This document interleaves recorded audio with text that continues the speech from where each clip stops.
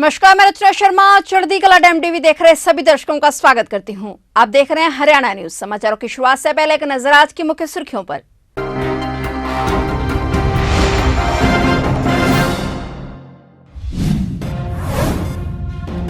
डेरा सच्चा सौदा प्रमुख की पैरोल पर छिड़ी बहस। राम रहीम की पैरोल को लेकर सीएम मनोहर लाल ने भी कह दी बड़ी बात।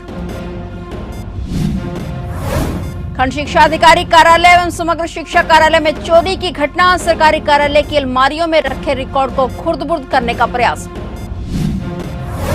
फैक्ट्री में मजदूरों को बंधक बनाकर 15 हथियारबंद व नकाबपोश बदमाशों ने की लूट। बदमाशों ने फिल्मी अंदाज में 20 लाख रुपए की लूट की वारदात को दिया अंजाम।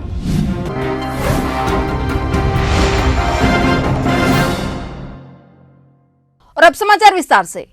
डेरा सच्चा सौदा प्रमुख गुरमीत राम रहीम को एक बार फिर से 40 दिन की पैरोल दिए जाने पर बहस छिड़ गई है। दिवंगत पत्रकार रामचंद्र छत्रपति के बेटे अंशुल छत्रपति ने डेरा चीफ को पैरोल देने को कानून का मजाक बताया है। वहीं सूबे के मुख्यमंत्री मनोहर लाल ने भी राम रहीम की पैरोल को लेकर प्रतिक्रिया दी है। उन्होंने कहा कि नियमों के आधार पर ही किसी भी कैदी को पैरोल दी जाती है। सीएम मनोहर लाल ने कहा कि सरकार इसमें कभी दखलंदाजी नहीं करती। मुख्यमंत्री मनोहर लाल ने चंडीगढ़ में राम रहीम की पैरोल को लेकर पूछे गए सवाल का जवाब देते हुए कहा कि उन्हें इस मामले की जानकारी मीडिया के माध्यम से मिली है। उन्होंने कहा कि यदि डेरा चीफ को पैरोल मिली है तो वो नियमों के आधार पर ही मिली होगी। सीएम ने कहा कि हर अपराधी को पैरोल की अर्जी लगाने का अधिकार होता है। जेल विभाग को पैरोल की अर्जी को मंजूर करने का भी या रिजेक्ट करने का भी अधिकार है। उन्होंने कहा कि ऐसे मामले में ना तो प्रदेश सरकार ने कभी दखलंदाजी की है और ना ही आगे करेंगे। राम रहीम को पैरोल दिए जाने के फैसले पर आपत्ति जताते हुए अंशुल छत्रपति ने कहा कि राम रहीम को बार बार पैरोल देना कहीं न कहीं कानून के साथ खिलवाड़ है। यह कानून का मजाक है। प्रदेश के मुख्यमंत्री मनोहर लाल दूसरी बार मुख्यमंत्री बनने के बाद पहली बार टोहाना के दौरे पर आ रहे हैं। मुख्यमंत्री पंचायत मंत्री द्वारा होने वाले इस मधुर मिलन समारोह प्रगति रैली में भाग लेने के लिए आ रहे हैं। टोहाना के लोगों को सीएम से काफी उम्मीदें हैं कि मुख्यमंत्री टोहाना को बड़ी सौगातें देंगे। सामाजिक संगठनों से जुड़े प्रतिनिधियों ने बातचीत में मुख्यमंत्री से टोहाना को मेडिकल कॉलेज, नर्सिंग कॉलेज की सौगात देने की मांग की है। वहीं नगर परिषद चेयरमैन ने भी शहर के विकास के लिए 30 करोड़ रुपए देने की मांग उठाई है। वैसे जी पहले तो सीएम साहब का बहुत बहुत धन्यवाद करते हैं जो उन्होंने इतना कीमती समय निकाला टोहाना के लिए। और टोहाना में एक बस स्टैंड की मेन डिमांड है ही है, तो वो उन्होंने पूरी करी दी हमारी। तो और एक मेडिकल कॉलेज की भी डिमांड रखते हैं हम भी टोहाना में जल्द से जल्द बने ताकि बच्चों को आने वाला भविष्य उनका सही हो। दिल्ली में पहलवानों के धरने और उत्पीड़न के आरोपों के बाद खेल मंत्रालय ने कुश्ती संघ के अतिरिक्त सचिव विनोद तोमर को सस्पेंड कर दिया है। खिलाड़ियों को सबसे ज्यादा शिकायतें विनोद तोमर से ही थी। पहलवानों ने बीते दिन केंद्रीय खेल मंत्री अनुराग ठाकुर के साथ बातचीत के बाद अपना धरना समाप्त करने का फैसला किया था। इस बातचीत के बाद एक कमेटी की घोषणा की गई जो 4 हफ्ते में अपनी रिपोर्ट सौंपेगी। साथ ही जब तक जांच पूरी नहीं हो जाती तब तक कुश्ती संघ का काम भी कमेटी ही देखेगी। जांच पूरी होने तक वह WFI के प्रमुख के पद से हट जाएंगे। खेल मंत्री अनुराग ठाकुर ने कहा था कि बृजभूषण शरण सिंह से जुड़े मामले पर निगरानी समिति 4 सप्ताह में रिपोर्ट देगी। इससे पहले भारतीय कुश्ती महासंघ के अतिरिक्त सचिव विनोद तोमर ने महासंघ के अध्यक्ष बृजभूषण शरण सिंह पर लगाए गए आरोपों को निराधार बताया था। असम की पंचायती राज संस्थाओं के निर्वाचित जनप्रतिनिधियों का डेलीगेशन गरोना में हरियाणा ग्रामीण आजीविका मिशन की स्वयं सहायता समूह की महिलाओं से रूबरू हुआ, जहां उन्होंने स्वयं सहायता समूह की महिलाओं की कार्यप्रणाली के विषय में तो जाना ही, साथ ही महिलाओं की आत्मनिर्भरता की गाथाओं को भी सुना और असम में समूह द्वारा किए जाने वाले कार्यों से भी परिचित करवाया। असम का यह दल हरियाणा में होने वाली कार्यप्रणाली को देखने के लिए पहुंचा है ताकि यहाँ के अच्छे कंसेप्ट को असम में भी शुरू किया जा सके और महिलाओं को आगे बढ़ाया जा सके। विशेष मतलब हरियाणा में हम लोग को जो कुरुक्षेत्र गया तीर्थ भूमि मानता हूँ, ये अच्छा लगा हमको। लेकिन पंचायत में एक चीज हम लोग जैसा अलग, हम लोग से थोड़ा सा अलग है, वो है हम लोग का पंचायत में 10 वार्ड होता है, 10 मेंबर होता है, वार्ड मेंबर। यहाँ पर कई 5 3 4 ऐसा होता है। और गांव बहुत कम है, हम लोग का जैसा गांव नहीं है, हम लोग का बहुत गांव है, एक पंचायत में ज़्यादा गांव है। तो बाकी सब कुछ तो अच्छा लगा, हरियाणा अच्छा लगा जी जी अच्छा लगा। क्या कुछ इम्प्लीमेंट करने की जरूरत है हरियाणा से असम में? ऐसा मुझे नहीं लगता है। असम से ऐसा हमको कुछ कमी महसूस नहीं हुआ आज तक। जी हम सब असम से हम लोग जैसा है असम सरकार अच्छे भी हैं। आप लोगों को सपोर्ट करती है? बहुत सपोर्ट करता है हाँ, असम का सरकार हम लोग को। यमुनानगर में किसानों के गन्ने के रेट को लेकर मिल का ताला लगाने के बाद किसानों का धरना प्रदर्शन लगातार जारी है। टेंट लगाकर किसानों ने पूरी रात मिल के गेट के सामने गुजारी।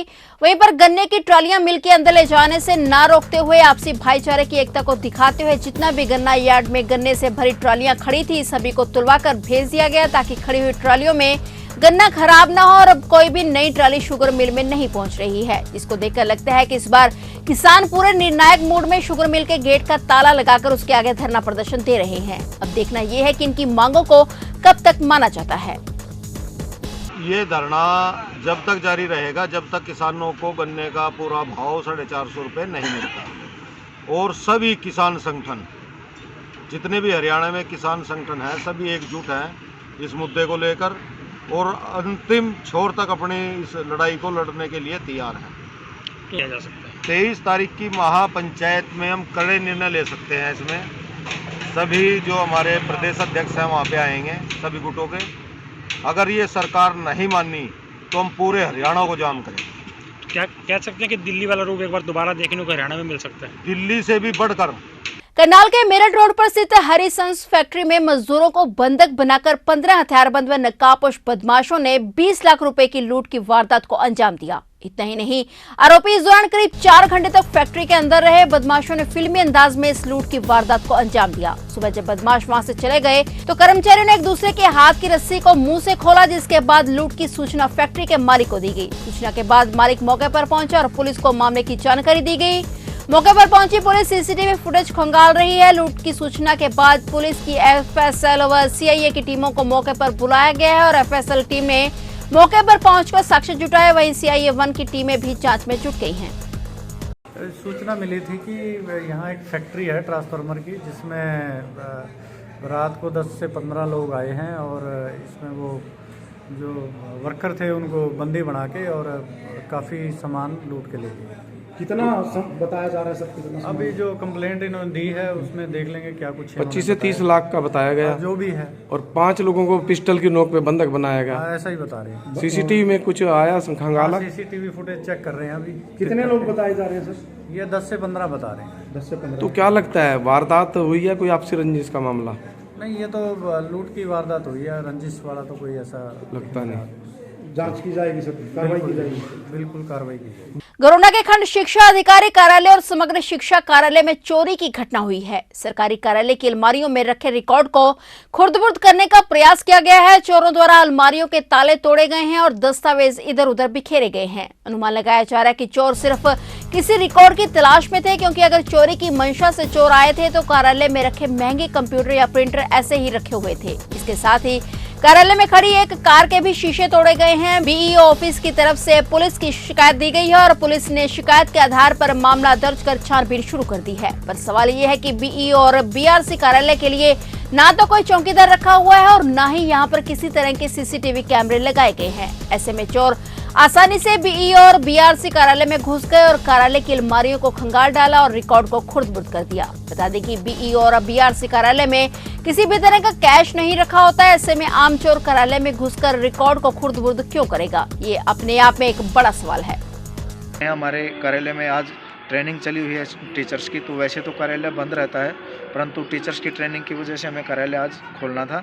तो मैंने जो हमारी स्वीपर आंटी है उसको बोला था आप सुबह चाबी दे देना, हम अपने अटेंडेंस रजिस्टर वगैरह जो टीचर्स की अटेंडेंस लगाते हैं उसमें अटेंडेंस के लिए हमें अपना मूल रिकॉर्ड चाहिए।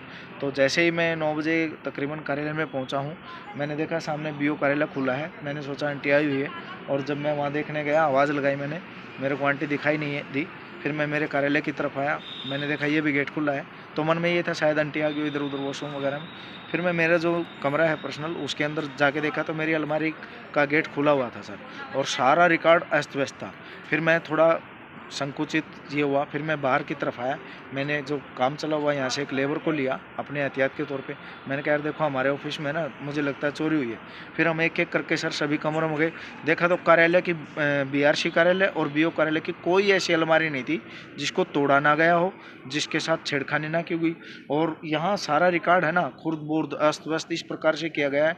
मुझे प्रथम देखने में ये लगता है रिकॉर्ड के साथ छेड़खानी करने के लिए सभी, क्योंकि यहाँ नकदी तो होगी नहीं, सरकारी कार्यालय है, नकदी का तो कोई मामला बनता ही नहीं, रिकॉर्ड के साथ छेड़खानी की गई। मैं बताना चाहूँगा ये समग्र शिक्षा जो कार्यालय है यहाँ पर लाखों की ग्रांट जारी की जाती है सरकार द्वारा। सभी स्कूलों से जो हम पैसा देते हैं उनका रिकॉर्ड मूल यहाँ रखा जाता है। हम जो पैसा खर्च करते हैं उसका मूल record cash book, laser book, paste file, इस प्रकार का सारा रिकॉर्ड रखता है। मुझे प्रथम यही लगता है रिकॉर्ड के साथ छेड़खानी करने के लिए इस प्रकार की चोरी की गई है। चौकीदार यहाँ पर उपलब्ध नहीं है? सर चौकीदार की व्यवस्था नहीं है यहाँ जी, पर। प्रशासन को सूचना दे दी? प्रशासन को सर अभी सुबह थाने में ही कंप्लेंट करके आए हैं। जी। फरीदाबाद की संजय कॉलोनी से लापता 22 वर्षीय युवक का 5 दिन बाद सोना इलाके में शव मिलने से परिजनों के पैरों तले जमीन खिसक गई। मृतक के भाई के मुताबिक उनका छोटा भाई 14 जनवरी को घर से लापता हुआ था, जिसके बाद वह इसकी शिकायत लेकर संजय कॉलोनी पुलिस चौकी गए थे और लेकिन पुलिस ने कच्ची रिपोर्ट दर्ज कर उन्हें खुद खोजने के लिए घर भेज दिया। और जब सोना इलाके में उनके भाई का शव मिला तो पुलिस ने आनंद फानंद में FIR दर्ज की और फिर उनके भाई के शव का सोना इलाके में होने की सूचना दी गई और फिलहाल परिजनों ने मृतक के शव का गुरुग्राम में पोस्टमार्टम के बाद दाह संस्कार तो कर दिया है, लेकिन हत्या का शक मृतक के दोस्तों पर जताते हुए पुलिस पर भी लापरवाही के गंभीर आरोप लगाए हैं। मैं जिस दिन गया था शाम को, मैंने कहा आ जाएगा, फिर अगले दिन मैं गया रिपोर्ट करने रोहित के साथ, तो उन्होंने कच्ची रिपोर्ट लिखी उन्होंने वहाँ पे। फिर उन्होंने कहा कि ठीक है आप चले जाओ, हम ढूंढेंगे कंपनी जाके। फिर नहीं ढूंढा, फिर पापा 3-4 दिन बाद, हम खुद ही ढूंढ रहे थे, 3-4 दिन बाद पापा रात को गए ढूंढने, शायद 19 तारीख की शाम को गए थे रिपोर्ट करने, तो उनने उस टाइम भी कच्ची रिपोर्ट लिखी। फिर अगले दिन 20 तारीख को ये 10 बजे पापा को फ़ोन करते हैं कि आप यहाँ आ जाओ, कुछ सूचना मिली है हमें। पहले इन्होंने पापा से पक्की FIR करवाई, इन्हें पता था पहले से, ये चीज़ पता होते हुए भी इन्होंने पहले FIR करवाई। उसके बाद इन्होंने बताया कि वहाँ एक बॉडी मिली है, वहाँ जाके आप एक बार देख लो। कितने दिन बाद सूचना मिली है? घर से गए हो, कितने दिन बाद सूचना मिली थी आपको? रात को 14 तारीख की रात को गया था ये, हमें सूचना कल मिली थी और सूचना मिली है कल हमें। तो क्या देखा था आपने मौके पर? मैं तो ऑफिस से आया था, तो मेरे से पहले पापा पहुंच गए थे वहाँ, तो पुलिस वाले ने मेरे को फ़ोटो सेंड करी थी। फिर उसके बाद मैं सिविल हॉस्पिटल गया था, वहाँ देखा मैंने, उसके माथे पे चोट थी, यहाँ आँख पे ईंट से मारा हो किसी ने, ऐसा लगा उसमें, मतलब लाल लाल निशान था पूरा उसमें। तो क्या एक साइड कोई रंजिश, कोई लड़ाई झगड़ा? नहीं, ऐसी तो कोई रंजिश नहीं थी उसकी। क्या करते थे ये? जॉब करता था, फिर जॉब भी इसकी छूट गई थी, मैंने भी मना कर दिया, मैंने कहा मत जा तू जॉब। वो तो क्या शक लग रहा है कि हत्या की है या किसी पे? हाँ, किसी ने इसको बहका के बुलाया, अपने पास रखा 3-4 दिन, और फिर इसके बाद ये सुनने को आ रहा है हत्या की आशंका। हाँ, हत्या। क्या चाहते हो आप पुलिस प्रशासन से? यही चाहते हैं कि जिसने भी किया वो पकड़ा जाए, ताकि किसी और के साथ ना हो ये चीज़ें।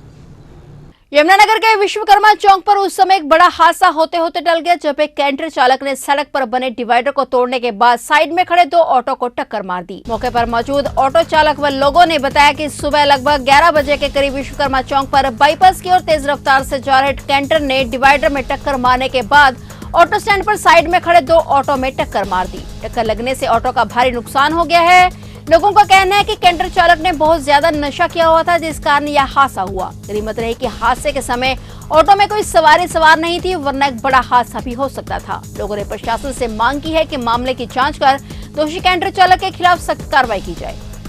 गाड़ी एक्सीडेंट करी, हमारे टेम्पो खड़े थे साइड में, मैं टेम्पो वाला हूँ, मेरे गाड़ी बिल्कुल नीचे खड़ी है साइड में, वो ऊपर से अनबैलेंस हुई है, नशा करके चला रहा है पता नहीं, वहाँ से फुटपाथ के ऊपर चढ़ाई उसने, गाड़ी सीधा आके टेम्पो में मारी दोनों में, मेरा टेम्पो उछाल के दूसरी तरफ फेंक दिया उसने, अब वहाँ से टेम्पो यहाँ किया हमने। तो कितने ऑटो में टक्कर मारी है? 2 ऑटो में। 2 ऑटो में मारी है। तो उस टाइम सवारी थी ऑटो में? कोई भगा के खाली खड़े थे, बंद खड़े थे? खाली गाड़ी कुछ नहीं था बीच में, खाली हम भी नहीं थे बीच में। तो कितना नुकसान हुआ आपका? हमारा कम से कम 25-30 हज़ार का नुकसान मेरा हो गया। मेरा खत्म ही हो गया जी, मेरे वाला टेम्पो तो खत्म ही हो गया। पहले मेरी टेम्पो, क्या नाम है? जितेंद्र नाम है मेरा। अच्छा, साइड में खड़ा था आपका भी? हाँ जी, साइड में खड़ा था। ये छोले भटूरे वाले से मैं छोले लेने के लिए रुका, इतने में ये गाड़ी आई और इसने पीछे से मारी टक्कर मेरी गाड़ी में। पहले मेरी गाड़ी में मारी इसने टक्कर। घटना यमुनानगर के खारवन गांव की बताई जा रही है, जहां पर रात के समय 3 युवकों ने मिलकर एक दुकान में चोरी कर ली थी, जिसका पता दुकानदार को लगा तो उन्होंने गांव के मौजूद लोगों को इकट्ठा कर उनकी कमीज उतरवाकर तीनों लड़कों को पूरे गांव में नंगा घुमाया। इसके बाद उनका वीडियो बनाकर किसी ने वायरल कर दिया। बताया जा रहा है कि अभी तक पुलिस को शिकायत नहीं दी गई, लेकिन वहीं यह भी बताया जा रहा है कि यह लड़के नशे के लिए गाँव में चोरियां करते थे। इसके चलते गाँव वालों ने उनको पकड़कर नंगा करके गाँव की गलियों में घुमाया। कहीं न कहीं कानून के दायरे से बाहर होकर गांव वालों ने अपने ही कानून बना डाले, जिसको लेकर कानूनी प्रणाली पर भी सवाल खड़े होना लाजमी है। यह जरूर है कि जिन लोगों ने अपराध किया है उनको सजा कानूनी रूप से मिलनी चाहिए। सेंट विवेकानंद मिलेनियम स्कूल की देवांशी ने प्रथम अश्विनी गुप्ता मेमोरियल भाषण प्रतियोगिता में जिला स्तर पर द्वितीय स्थान प्राप्त किया है। ये प्रतियोगिता पहले विद्यालय स्तर पर और फिर खंड स्तर पर कराई गई। इसे blue bird school sector 16 Panchkula में जिला स्तर पर आयोजित किया गया। यहाँ पर ज्ञानचंद गुप्ता विधानसभा अध्यक्ष मुख्य अतिथि के तौर पर उपस्थित हुए। इस भाषण प्रतियोगिता में कोई ज्वलंत विषय लिए गए थे, जैसे नशा मुक्त पंचकुला, भ्रष्टाचार मुक्त पंचकुला व अतिक्रमण मुक्त पंचकुला। तो ये थे हरियाणा के समाचार, और नए समाचारों के साथ फिर से हाजिर होंगे। तब तक के लिए देखते रहिए चढ़ती कला टाइम टीवी।